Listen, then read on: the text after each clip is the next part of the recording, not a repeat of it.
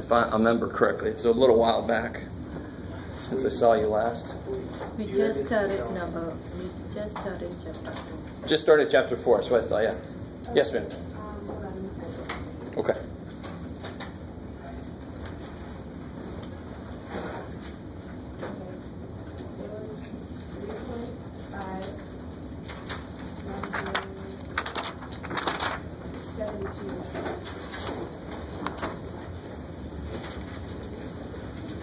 Oh, okay, good.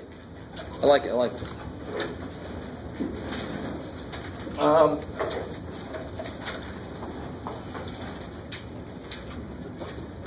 72 is a problem about rainfall.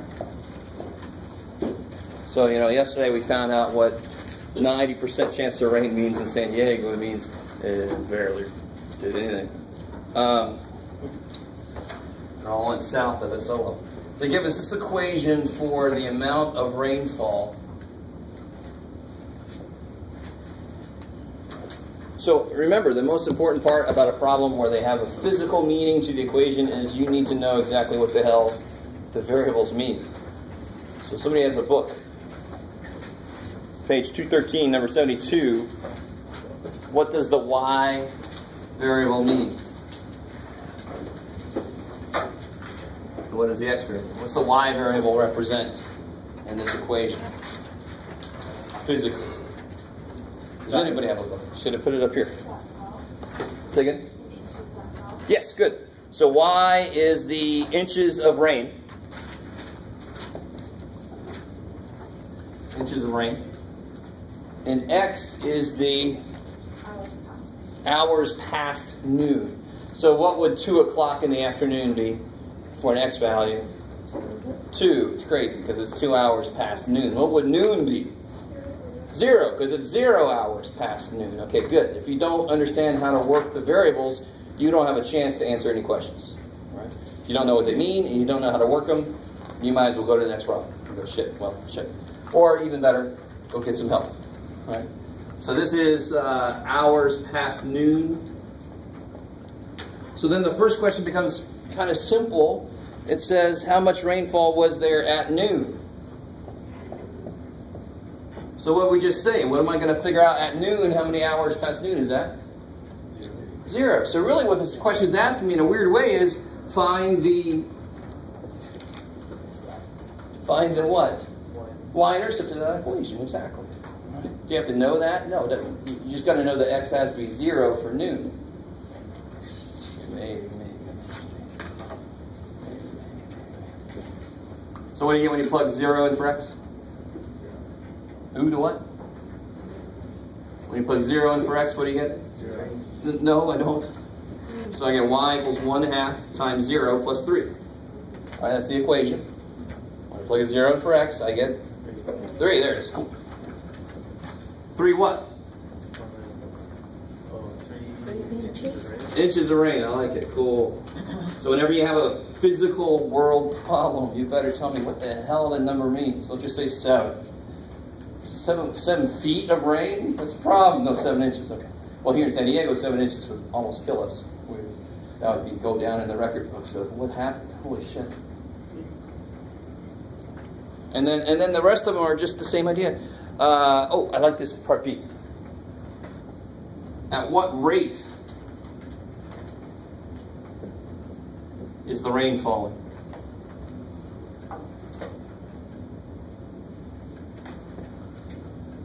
So in general, what you need to realize is what is I'm going to kind of give away the answer here in a second, but right now, what does the slope tell you? How much rain is coming? Yeah, well, in general, what's the slope tell you? It tells you change in y over change in x. Good time. Yeah. All right, I like it. Yeah. So in this case, the 1/2 tells me the change in y, what would that be in? What units would that be in? Inches, right? When y changes, it's inches. And how much would the x change? What's the units for that? Sorry. Good time. Yeah, per hour. Yeah. So the slope is inches per hour. So how many inches fell in an hour? 3 inches. No. That's how many inches fell by noon. No. So what's the slope? In 1 hour, it's half an inch. Yeah, exactly. So 1/2. So 1 inch for every 2 hours. 1 inch. Or you can look at it as 1/2 of an inch per hour if you want to. It's the same idea. If it was 1 inch per 2 hours, it's 1/2 an inch per hour. So that slope represents the rate of change of whatever y is. And y is the amount of rate. So let that be cool. Let that make sense. Slope is a rate of change because it's change in y by change in x. So if I had miles and hours, my slope would represent my miles per hour, which we say in language, we say it's the speed measured in miles per hour. Speed is just the rate of change of position over time. So if I'm not moving, my velocity is 0. My position is changing by 0. If I start moving, now my position is changing over time. I can figure out my inches per second or something. Right? It makes more sense with miles per hour. For me, walking across the floor won't be very good. Maybe. So slope always tells you some kind of a rate of change. It's how quickly the y variable is changing when the x variable changes.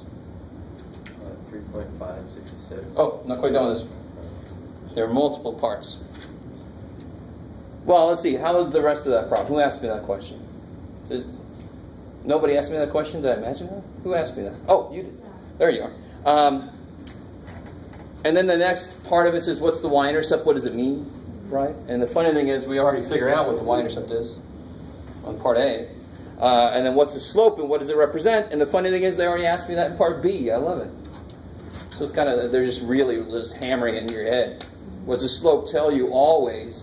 The rate of change. Okay, maybe. What section is this? Oh, 3.5. Yeah. So who was about to ask me something? I cut you off. Did I imagine things? Oh, there. Okay. I'm like, what the hell? Am I here right now? 3.567. Cool. I like it. So I didn't really give you a problem like this on the quiz. I didn't want to throw this at you yet. But you know these are going to be on the test for sure. 66, right? It says, find the equation of the line.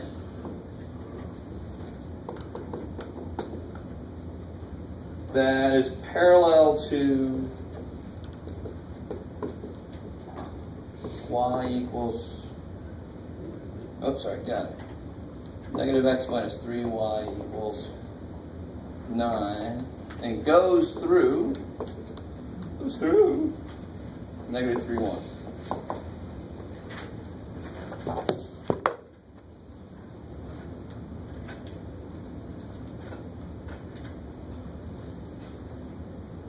And of course, whenever you see the find the equation, the line that, what do you need to figure out? What do you need to figure out from what they tell you? What's the equation you need? What are the equations? Let's start there. What's the simple equation? First line? So you got this equation, right? Yeah. And what's the other equation? Y minus y1 equals slope, parentheses, x minus x1. Kick ass. So this is the y-intercept, and this is the slope. This, what are those together? A point, and this is the slope. So either equation, you have to know what the slope is, right? Yeah. And in general, you have to know a point. And if it happens to be the y-intercept, kick ass. If it's not the y-intercept, oh well, don't kick the ass so much. All right. The reason that's so important to realize, you always got to say, what do I need to get from this problem? You pretty much always say that. This one is just so in your face, broken up into parts. Find the slope first, totally make that your world. What part of this is going to help me figure out the slope? What part of this has anything to do with the slope of my line? Parallel, that parallel part, right? Because that totally represents what's going on with my slope, right? If it's parallel to that line, then my slope has to be the same as that line so that I don't run into it, right? Maybe. So then this only helps me figure out this. So how does it help me figure that out? What do I need to get from this line? The slope. And how do we get the slope from any line? The way we did on the quiz, we just solve for y, because then everything falls into place. Are you guys with me on this? I mean, I can't tell. Some of you guys are like, dude, just, yeah, I got this. Go something else. Some of you guys are like, what the hell's going on? So if I solve this equation for y, I know that this is true. We talked about why this is true. We talked about why those are what they are. So the beauty of it is, solve for y, and you know everything about the line you need. It's crazy. So how do I solve for y? At x. Divide by negative 3.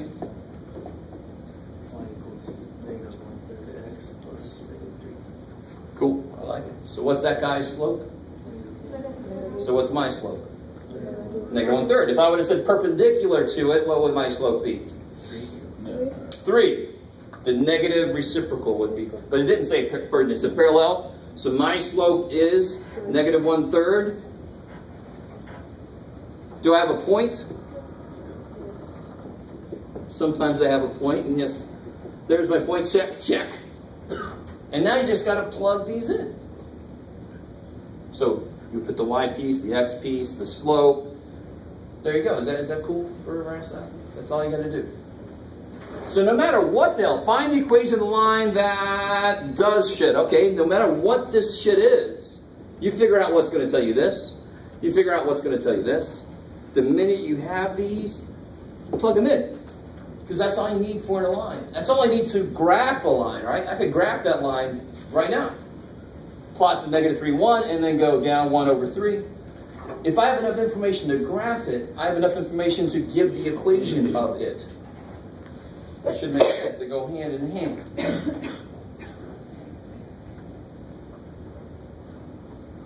Okay. All right. Is that good for that problem? Whoever asked that?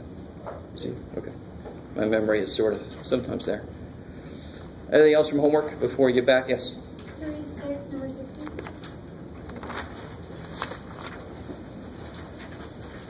Oh, yeah. Cool. I like it. Now, I think we talked about this problem. Correct me if I'm wrong. Because I remember talking about how to look at what they tell you.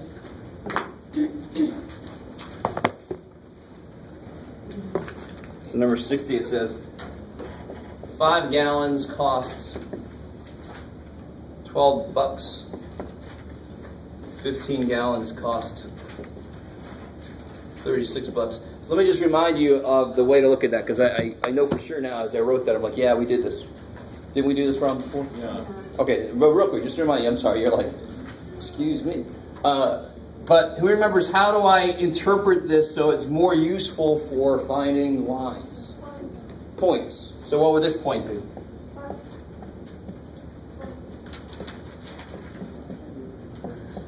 So my x variable represents gallons, and my y variable represents cost. I like it. Right. So what would the slope be? What units would the slope have? You could do it. What's on top? The y's. What's on the bottom? The x's. So what units would the slope have? Slope units would be dollars per gallon, which makes sense. That's a good thing to know.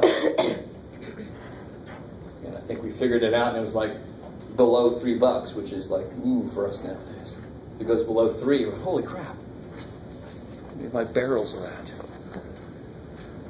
It's Always Sunny, if you ever watch that. Not a good idea. So is that enough to get, because once you write them as points, now it's just like old problems. You find the slope, you can do the B part of it was confusing.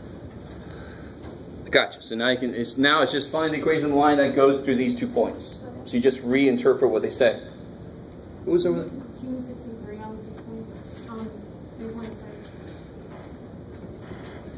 Oh, how much do I want to say about that?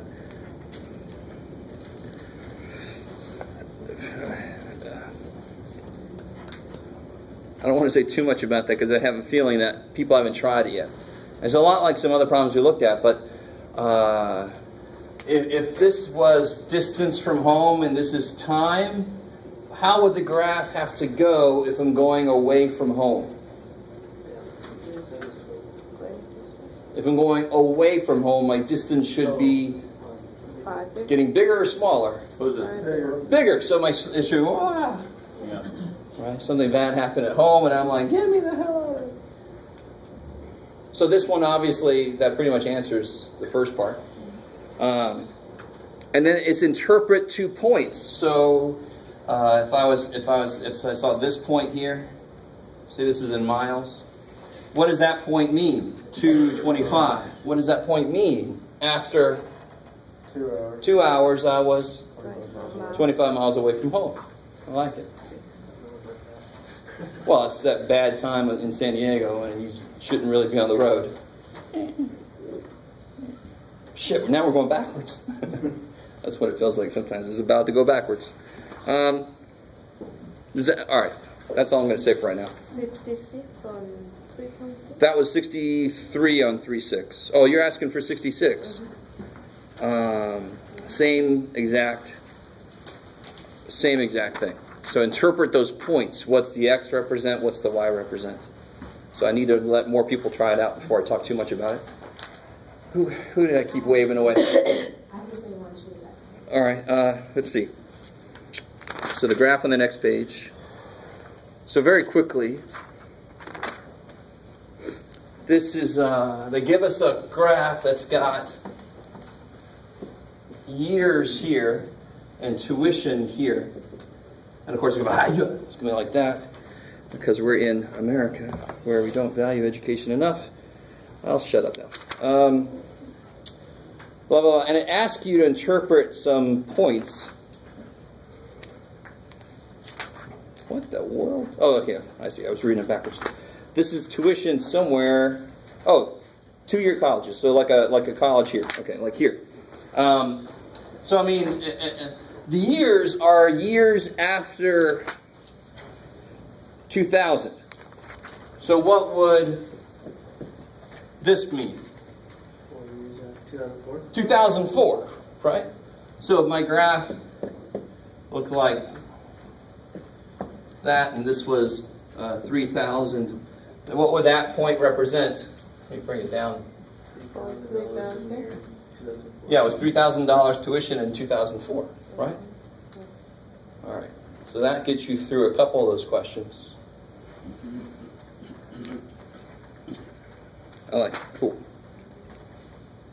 So again, I'm going to let you try to finish that one out. The slope, how do you always tell what the slope is going to be? It's always what on top? Rise, which is the Y's, and over the X is on the bottom. So what's the units going to be on the slope? Dollars per year. In fact, interpret that a little more. What does that mean exactly? How much the what changed from what to what? What does that tell me? How much? So what's the fact that this is all positive slope mean? I mean, what does that mean? How much the price has increased over the years. Exactly. So it's how much the cost to tuition has changed from year to year, right? All right, I like it. Maybe. And of course, normally it's not a straight line. Normally it's a curve like that, which really sucks for everyone. All right. I remember the day that I paid off my student loans. It was a little tear came to my eye. I was like, oh, cool, now I can pay off my credit card. All right. Anything else from homework? There's enough. So let's get back into chapter 4.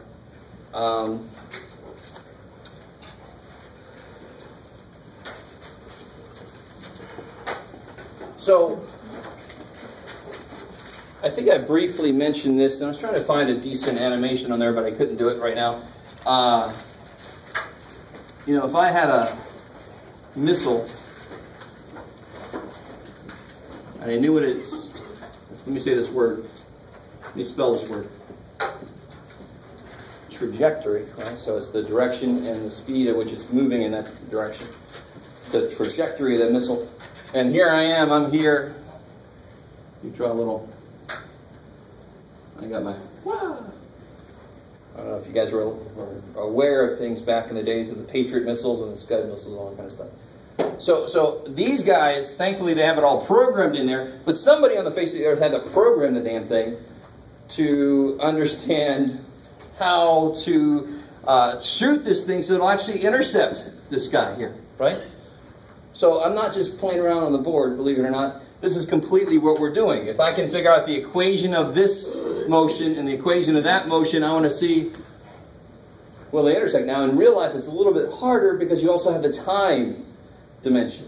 If the lines intersect, but this gets here at a time when this is here, it's not going to blow up. They actually have to meet at the same time. So it's a little bit harder in real life in this situation. We're not going to worry about what time does it actually happen. We're just going to say, where do they meet? Right? But it's really the same sort of idea. Plus, what's even worse in real life is it's not just two-dimensional. It's, holy shit, three-dimensional. You know, so your lines are now three-dimensional lines. Anyway. But what I really want you to understand is what we're doing is the foundation of what leads to being able to do this, which keeps people alive, which is normally a good thing. So math saves lives is the takeaway. So how do we do this? We're not going to be responsible for saving lives, thankfully. We're not ready for that. But just to show you a quick example, then we're going to move over to the blue book.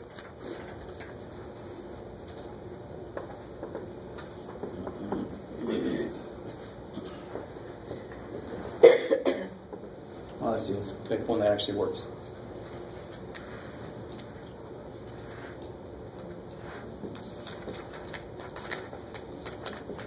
Yeah, that'll work. All right. Yeah, I like it. All right, so watch this. Here we go. I'm going to do this problem, and then I'm going to move to the blue book and have you do several problems like this. So what's nice about those two equations I've given you? What's nice about it? Yeah, beautiful. So I don't have to do that. If I gave it to you in some other form, you just put it in a slope-intercept form. But now you should be able to graph both of those lines really quickly. But let me give you some advice. And already I've just not putting this stuff up here. All right. Here's some advice. Number one, invest in graph paper. Especially some of you guys. I definitely will not take that as an answer for anything. I mean, what the hell is that? I gotta see some scale. If you draw around as bad as I do, you want to be nice to yourself and give yourself some graph paper. Now, number two, just to help in general, if you don't get graph paper and you're like, screw that, you can print it out nowadays online for free, you know, except for the ink and the paper. How do I graph this first guy? What's the y-intercept? Good. And then the slope tells me to go up 1, 2, 3 over 1. Don't just do it once. And don't just do it in one direction. Do it a couple times in both directions. And you'll see why in a minute. So up 3, 1, 2, 3 over 1. That's the point. And then down 3, 1, 2, 3, back 1. You guys with me? Yeah. All right, all right. See if I can do this. Okay, that's not too bad. Went a little freaky at the end, but all right, whatever. Now the other guy, what's his y-intercept? 0,6. Yes, 6, 0, 6. And then the slope tells me to go down 1, over 1, down 1, over 1. And now you see why I did several slope steps, right? Because the answer to these questions, when they say solve this system graphically, they're going to say solve the system graphically. And the solution to any system of equations is going to be where the two lines meet. So that's why you want to do several slope steps, so you can really make sure you see where the point is. If you just do this, there and then that's the 1.8. Oh my God. Now it's really hard to tell what the hell that point is, because none of us draws a straight line without some help. What point is this? 4. Yeah, 2, 4. And if you check it real quick, if I plug a 2 in there, negative 2 plus 6 is 4, thank God. And then 3 times 2 is 6 minus 2 is 4. Kick ass. You can check yourself. If you don't put this, I'm going to take points off because you didn't solve it. How do you know you solved it? When you tell me what the point is, right? So a solution to a system of equations has to have two parts because there's two things that I don't know. So you have to give me the point as the answer. I like it. All right, maybe. So here is what we're going to do right now. Page 61 in the blue book.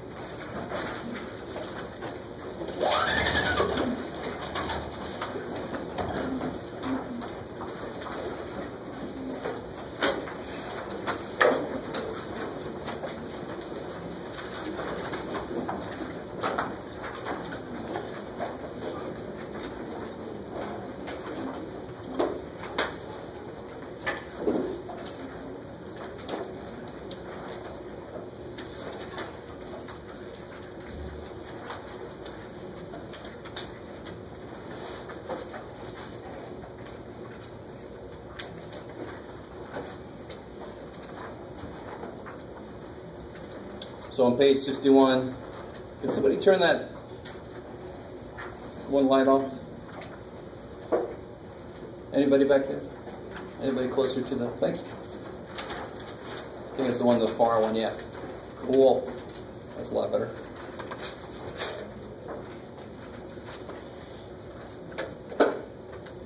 All right, so take a minute, do number 1 there.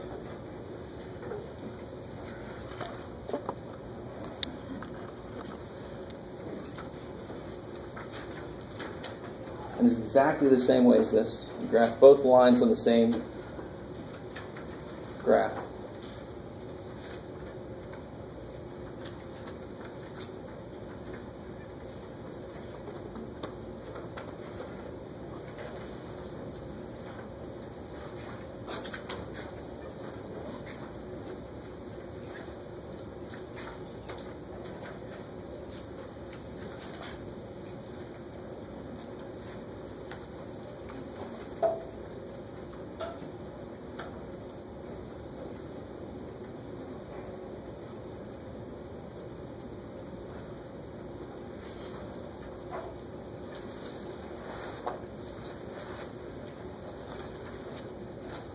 What page is that? 61.